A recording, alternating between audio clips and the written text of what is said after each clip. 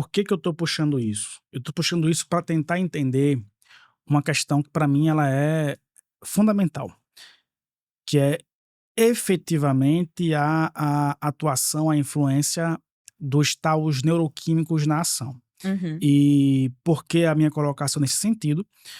Porque imagina que, ok, eu tenho um ambiente, eu tenho uma cultura, sendo que essa mesma cultura, né, e aqui eu penso a cultura enquanto coletivo, ela é uma cultura que é formada por indivíduos, indivíduos que cada um individualmente, participante de uma cultura, também é participante de outras culturas, né? Não existe em termos hegemônicos uma cultura, né? O que Uhum. a gente tem são culturas onde o indivíduo de uma cultura X ele pode participar da cultura Y, Z, H, né? Eu, por exemplo, enquanto um indivíduo que tem uma vivência em um ambiente, eu não participo somente de um ambiente, eu participo de vários ambientes e acredito que você também, tá, etc. Então eu tenho o meu ambiente do jiu-jitsu, da faculdade, do Muay Thai, né? Eu tenho ambientes que quando eu viajo para fora, que é outra cultura, que Uhum. eu convivo, que eu sofro influência, que eu me comunico, tá, etc.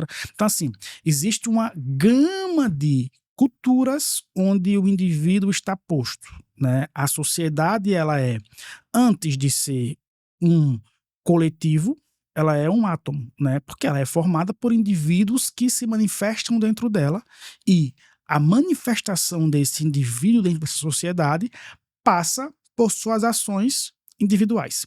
Obviamente que interrelacionando-se com outros indivíduos, mas cada um de acordo com as suas necessidades, que são sempre subjetivas. E aí qual que é o ponto?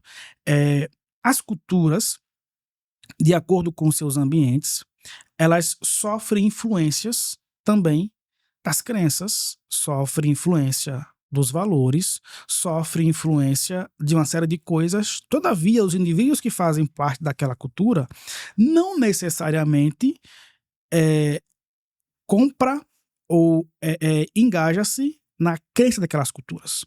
Não necessariamente aquele indivíduo ele faz parte daquela cultura em sua totalidade, né? Sim. Eu posso fazer parte de uma cultura sem me engajar, sem me comprometer com as implicações totais dela, no fim das contas.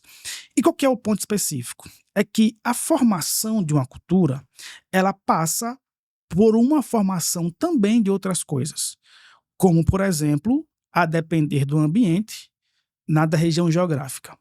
Como, por exemplo, das condições climáticas daquela região. Uhum. E tudo isso sofre, exerce uma influência sobre como aquela cultura se desenvolverá.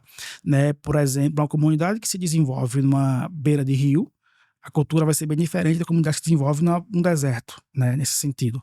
Né? Uma comunidade que se desenvolve em um país abaixo do trópico ali do Equador, né? Tem uma tendência a ser bem diferente daquelas que vão para as regiões mais polares. No sentido de que, por exemplo, nas regiões polares você tem uma região de frio e o frio ele exerce sobre o nosso corpo um tipo de reação fisiológica, né? Há uma tendência a esse corpo a guardar energia para se proteger desse frio. O que faz com que, culturalmente, as pessoas que moram nessa região sejam pessoas mais caladas, mais retraídas, diferente, por exemplo, das pessoas que moram nas regiões mais quentes. Né? A gente pensa, a África, o povo é feliz. Por coincidência, no Brasil também é. Na Argentina, nem tanto. Mas na Venezuela, às vezes, sim. Né? Os países que têm um calor, né, no sentido de sol, né, tem uma tendência a ter culturalmente os seus povos mais felizes, e os países que têm uma região mais de gelo, nem tanto assim. E aí, o ponto que eu estou querendo puxar aqui é o seguinte: existe uma influência climática sobre o comportamento, Sim. sendo que essa influência climática sobre o comportamento é, antes de qualquer coisa, uma influência climática sobre os neurônios, né? Sobre os neuroquímicos desse corpo, que faz com que esse comportamento se module para X, para B ou para Z, mas a partir de como esse clima afeta ou modula a base neuroquímica desse corpo. Uhum. Então, no sentido mais amplo, parece que existe antes de um comportamento manifestado, uma base neuroquímica que vai tender a influenciar comportamento para A, B ou Z. E aí esse é o ponto que eu quero pegar. Uma vez que eu tenho uma base neuroquímica que vai influenciar esse corpo, esse comportamento para A, B ou Z, de uma forma geral, parece que, por mais que eu tenha uma racionalidade posta na hora de escolher por A, por B ou por Z, parece que essa racionalidade ela está sempre dentro de um escopo muito, aspas, determinado, né? Vamos pensar aqui o meu caso enquanto TDAH, de novo correndo para os transtornos. Hiperativo pra caramba. Eu tenho, enquanto hiperativo, possibilidade de correr esse comportamento para várias coisas. Sim. Sendo que eu não tenho, enquanto essa predisposição, a possibilidade de não correr para algum lugar. Uhum. Então, ainda que eu não corra para A e corra para B, eu vou correr para algum canto. E esse correr para algum canto aqui está posto o seguinte: existe nessa ação, desse comportamento que é inerente a esse indivíduo, que é produto da sua cultura, uma tendência específica, né, da sua ação. E por mais que a racionalização esteja posta, ela parece não ser tão racional assim. É o que a gente vai chamar de ilusão da escolha racional. No sentido de que, e aqui eu pego especificamente o caso dos pacientes, dos sujeitos, né, com os transtornos específicos, né, com os riscos específicos, né, se a gente está diante de um paciente que é ansioso, uma coisa é o ansioso terapeutizado.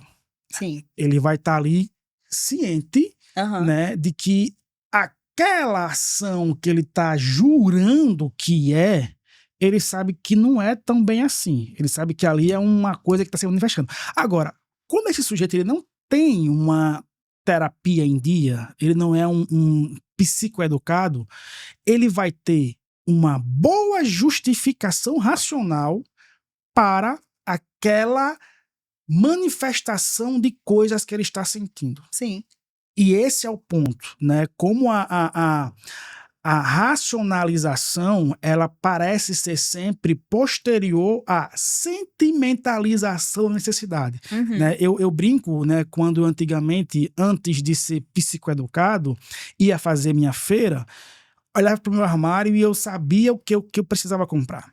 Mas quando chegava na hora, de repente, o meu carrinho estava cheio de guloseimas. E eu juro para você que ao passo que eu passava por aquela prateleira, eu tinha uma excelente justificativa para pegar aquela pipoca. E assim, não, eu preciso disso porque... E assim, era intelectualizada a forma como eu fazia aquilo. Não, olha, eu vou estudar, então eu preciso ter o meu descanso e ter uma coisa para beliscar, para poder refletir um pouco melhor, né? Então assim, e de repente, a feira objetiva custou, supondo, R$ 400 e guloseimas custou 1.000.